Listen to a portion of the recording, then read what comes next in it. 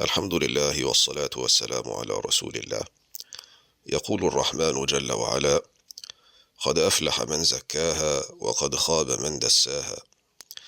قد أفلح من زكاها أي طهرها من الشرك والذنوب فرفع شأنها، وقد خاب من دساها أي أخفاها بالشرك والذنوب فكأنه بذلك دس نفسه. إنها فرصة أيها الصائم لتحقيق هذه الآية الكريمة: قد أفلح من زكاها، زكاها بالخير والطاعة، زكاها بالصيام والقيام وقراءة القرآن.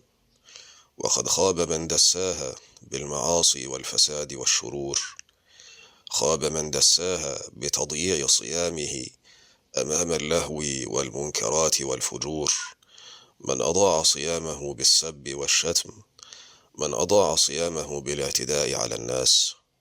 قد أفلح من زكاها وقد خاب من دساها. فرصة أيها الصائم لتحقيق هذه الآية الكريمة.